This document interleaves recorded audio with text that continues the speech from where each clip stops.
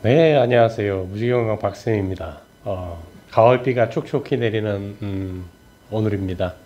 이제 이 비가 끊치고 나면 이제 다다음 주 바로 이제 추석도 다가오는데 이 비가 그치고 나면 이제 좀 전형적인 가을이 오지 않을까 생각을 해봅니다.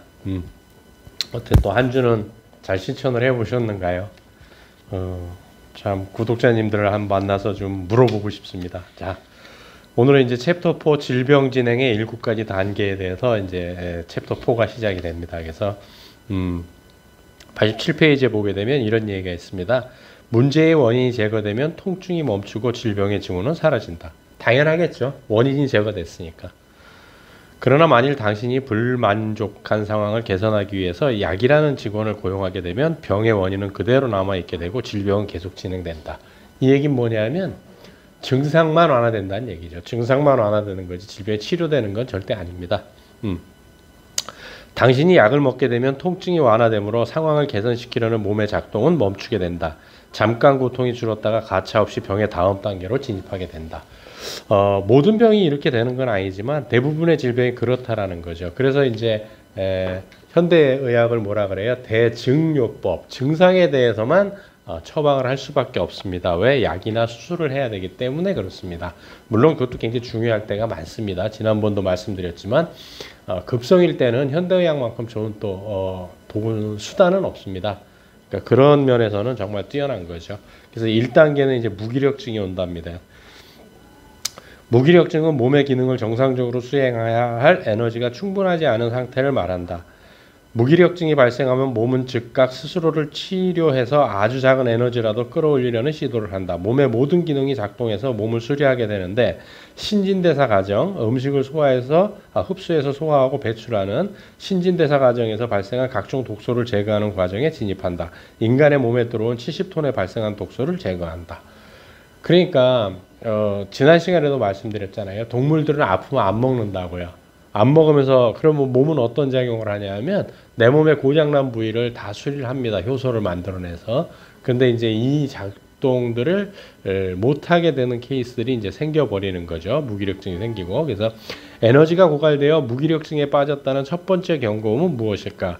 낮 시간의 경우 몸의 움직임이 둔해지고 쉽게 피곤함을 느끼는 상태이고 밤 시간의 경우 몸을 자주 뒤척이며 수면 시간이 길어지는 상태가 된다. 이게 이제 무기력증에 빠졌다는 얘기죠.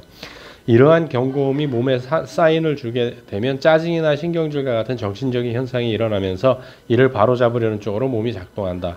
이때 맨 처음 나타나는 중요한 증상이 바로 식욕부진이다. 근데 이거는 몸이 증상이라기보다는 몸이 살아나기 위해서 일으키는 작용이 아닌가 저는 개인적으로 생각을 합니다. 여기도 이제 나와 있는데 그 밑에 줄에 보게 되면 음식에 대한 욕구를 줄여서 소화 기능에 쓰이는 에너지를 최소화해야만 무기력증을 치료할 수 있기 때문이다. 바로 이런 이유 때문에 모든 질병의 첫 번째 증상이 식욕부진으로 나타나는 것이다.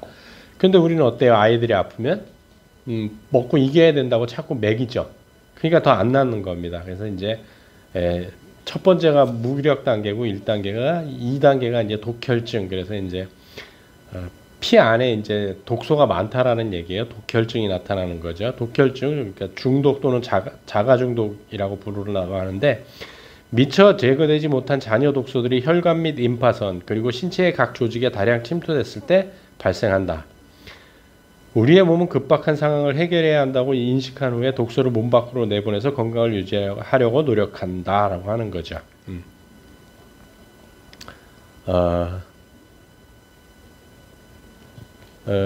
위대한 인간의 자가치료법 바로 고열, 열을 낸다는 거죠. 그럼 면역계가 활동을 하게 되는 거고 고열이 남은 평범한 인간은 결국 잘못된 길로 들어서기 일수다.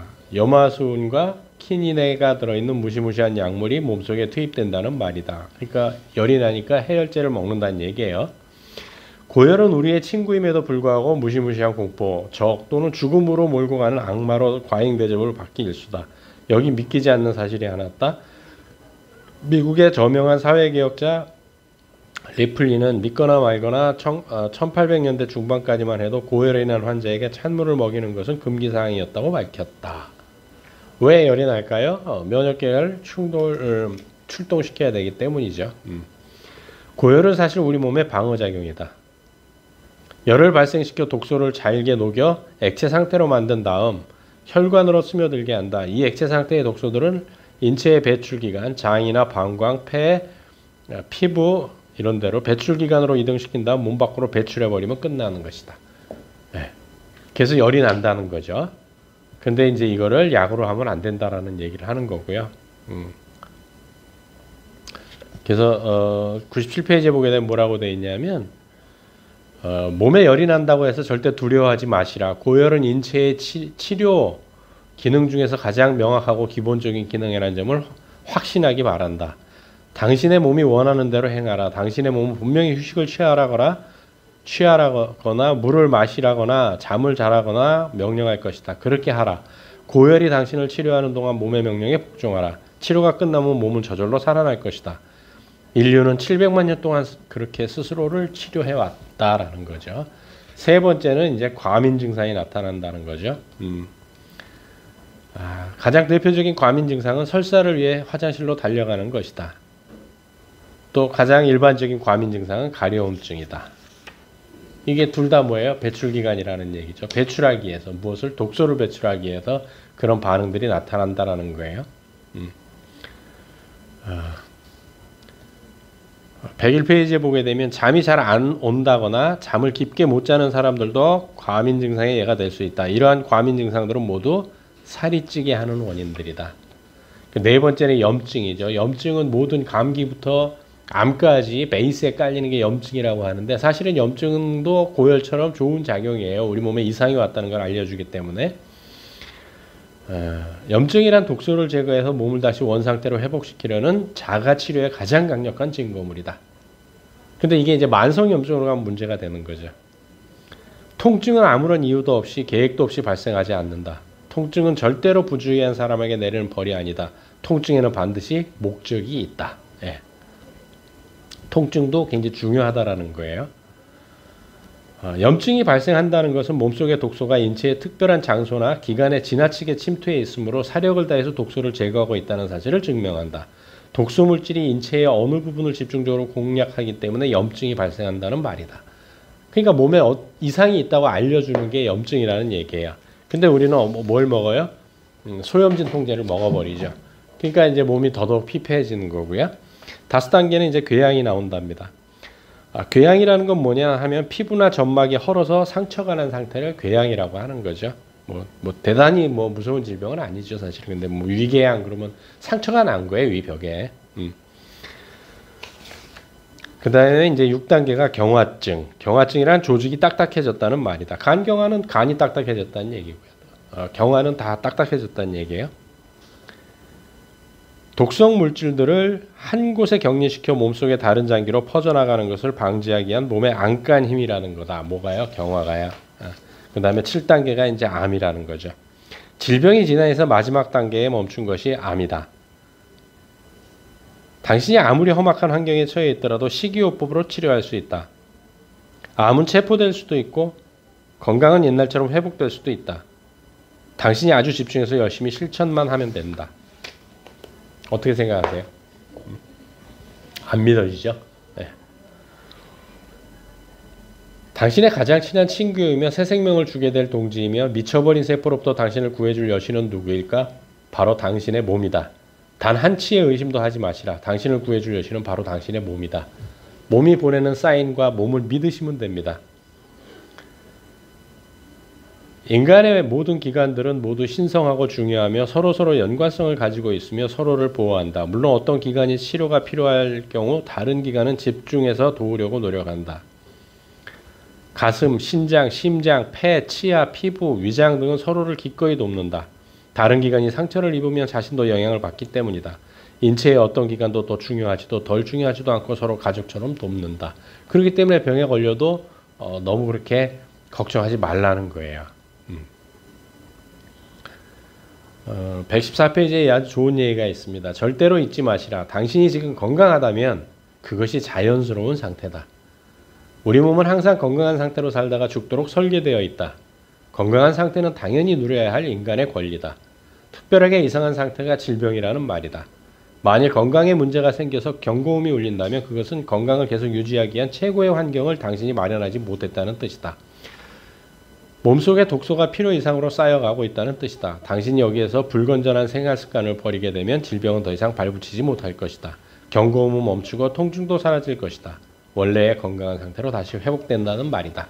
이것도 저도 이제 이런 부분 같은 경우는 저 개인적으로도 굉장히 동감을 많이 하고 한 20여 년 전부터 강의할 때도 이런 말씀을 많이 드렸었는데 인간은 건강하게 설계되어 있고 구조가 건강하게 되어 있습니다. 그런데 질병은 사실 존재한다고 저는 생각을 안 하고요. 건강을 잃은 상태만이 존재한다고 저는 개인적으로 생각을 합니다. 그러니까 우리는 항상 건강한 상태고 그런데 내 식습관이나 생활 습관으로 건강을 잃게 되는 거죠.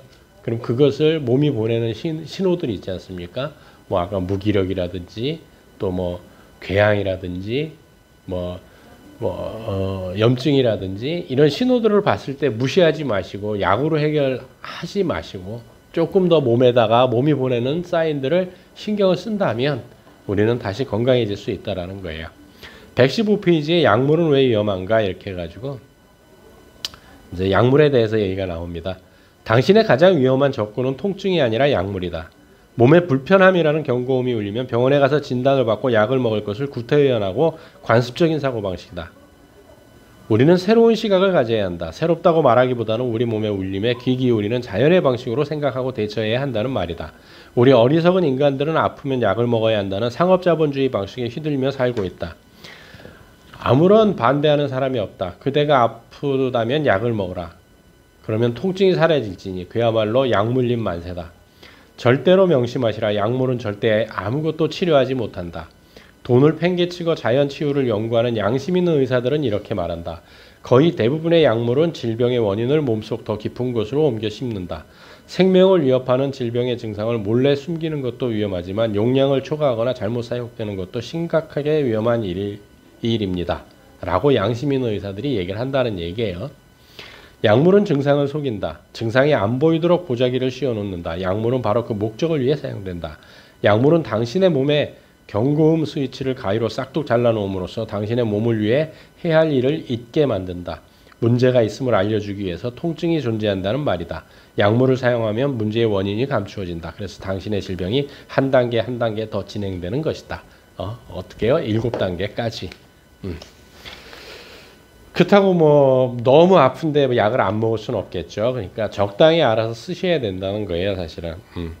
챕터 5는 이제 내 몸 안의 의사, 그래서 림프 시스템이라고 했는데 의사이기도 하지만 저는 개인적으로 이제 림프는 하여간 되게 우리 몸의 쓰레기 처리장이라고 저는 개인적으로 생각을 합니다. 인간의 몸은 왜 위대한가라고 이제 122페이지에 나오는데 에너지, 당신이 태어나면서 갖고 살아온 이 힘은 당신이 살아있는 한 절대 당신을 배신하지 않는다. 에너지는 당신이 존재하는 이유이기 때문이다. 에너지는 상체를 완벽하게 치유하며 인체의 모든 기관과 장기들을 원래의 건강한 상태로 복구하는 힘이다. 당신이 지금 건강한 상태든 질병에 걸린 상태든 상관없다. 에너지는 당신이 어떤 상황에 처해 있더라도 자동적으로 원래의 건강한 상태로 돌려놓는 힘을 가지고 있다. 당신이 살아 숨쉴 만큼의 에너지만 있어도 에너지는 당신을 돕기에 최선을 다한다. 그러니까 몸을 믿으세요. 앞에서도 나왔지만 이제 125페이지에 림프 시스템은 몸 안의 쓰레기 청소부다. 네. 심혈관계가 상수도라고 한다면 림프는 하수구라고 보시면 됩니다. 온갖 것을 다 처리해 주는 거죠. 127페이지에 보게 되면 질병을 예방하고 건강을 회복하기 위해서 알아야 할 가장 중요한 것은 림프 시스템을 이해하는 것이다. 인체 방어 메커니즘의 핵심 사항이기 때문이다. 방어 시스템의 사령탑이 림프 시스템이라고 생각하면 맞다. 림프 시스템은 절대 복잡한 것이 아니다. 면역 시스템의 총사령관이 림프 시스템이다. 우리가 소변을 본다고 할 때 우리 몸의 모든 기관이 액체 성분의 독소를 소변을 통해서 배출하도록 돕는다. 그러나 소변을 보는 기관은 방광이다. 그러니까 소변의 전 과정이 면역 시스템이라면 방광은 림프 시스템이라는 말이다. 면역 시스템의 최종 과정을 관장하는 것이 림프 시스템이다. 우리 몸의 하수구 처리장이라고 보시면 됩니다. 그래서 굉장히 중요하죠, 사실은.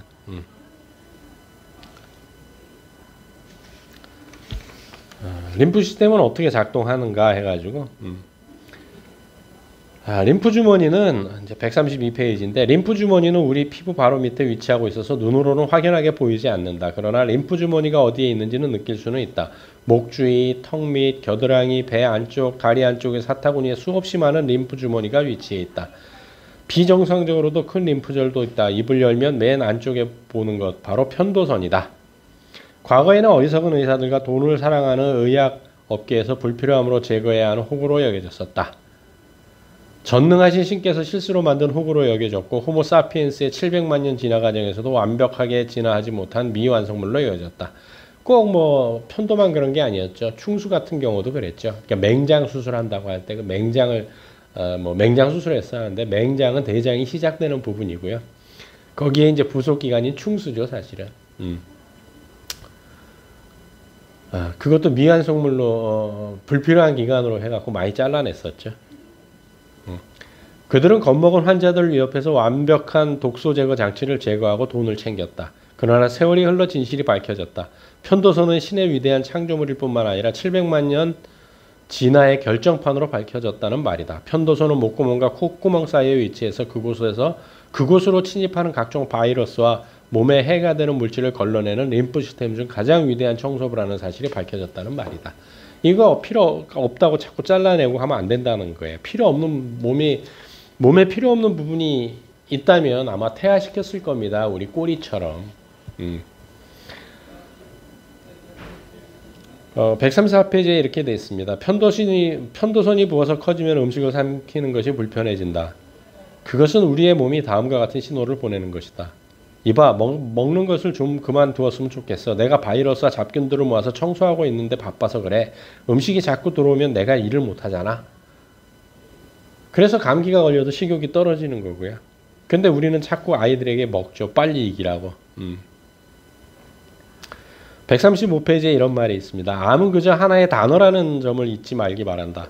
부탁하건대 암을 지나치게 무서워하지 말기 바란다. 우리는 암을 흑사병처럼 공포스럽게 여길 수도 있고 그저 지나가는 감기쯤으로 의미를 희석시킬 수도 있다.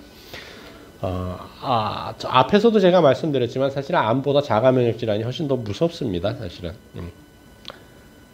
당신의 몸 어디가 부었다는 것은 지금 그곳에서 독소를 내보내기 위해 치열하게 싸우고 있다는 증거다. 그러니까 작든 크든 약간의 덩어리나 멍울 같은 것이 생겼다면 그것은 림프 주머니가 부어있는 상태다.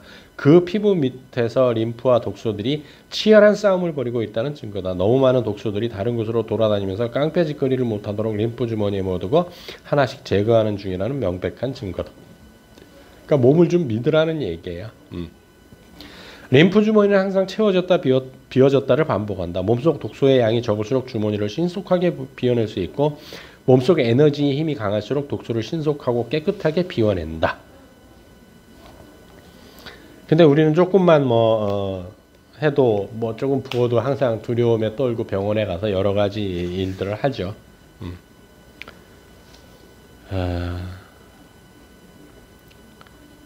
139페이지의 맨 마지막 줄에 이런 얘기가 있어요.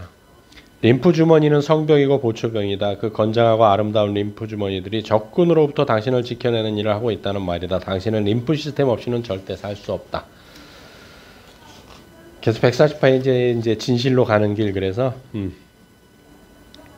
143페이지에 암세포는 종양 부위에서 몸의 다른 곳으로 확산해 갈 때 림프 시스템을 통과한다. 맨 먼저 암세포가 림프 시스템을 통과하게 되면 림프액을 조사하는 림프 주머니에 의해 체포된다. 만일 암 수술을 하게 되면 악성의 림프 주머니가 제거되는데 그렇게 되면 암의 확산을 방지하는 그릇도 제거되고 사라지게 된다. 라고 저자는 강력하게 얘기를 하네요. 144페이지 이렇게 돼 있어요. 암세포는 림프절이라는 주머니에 갇혀서 제멋대로 행동할 수 없다. 림프 주머니 안에는 대식세포가 있다. 무조건 먹어치운다라는 거죠. 외부에서 들어온 물질을 개걸스럽게 먹어치운 다음 잘게 분해하는 것이 대식세포라는 말이다. 암세포는 우리 몸의 마지막 방역벽에 갇히게 된다. 그런데 림프절에 전이 됐으니까 그리고 림프절을 다 뜯어내죠. 그렇게 되면 우리 면역체계가 활동을 할 수가 없는 거죠. 이 챕터가 다 끝나지 않았는데 좀 내용이 조금 그냥 해볼까요? 150페이지에 이런 제목으로 나옵니다. 제클린 케네디 여사는 암으로 죽었나 약으로 죽었나? 방사선과 화학요법은 독이다. 이 무식해서 용감한 두 형제는 암세포도 죽이지만 건강한 세포도 죽인다. 거기에다 이 두 형제가 모두 발암물질들이다. 그렇다 암을 치료하는 이가 암을 유발한다는 말이다. 결국은 이제 이 저자가 얘기하는 것은 약을 먹지 말란 얘기예요. 근데 약은 필요할 때는 드셔야 됩니다. 자연치유만이 모든 게 능사는 아니고요. 자연치유도 약간 부족은 해요. 근데 이 저자가 얘기했던 것처럼 모든 질병은 어디서 오느냐? 100%는 아니지만 식습관과 생활습관에서 옵니다. 그거를 바로 잡아서 우리 아이들에게 유산을 상속시켜 줄 것이 아니고 좋은 식습관과 생활습관을 물려주는 것이 진정한 부모가 해야 할 일이 아닌가 생각해보는 또 한 주입니다. 다음 주에도 또 한번 만나 뵙겠지만 추석이 곧 다가옵니다. 모두 행복한 또 중추절이 되길 기원하면서 다음 주에 뵙도록 하겠습니다. 수고하셨습니다.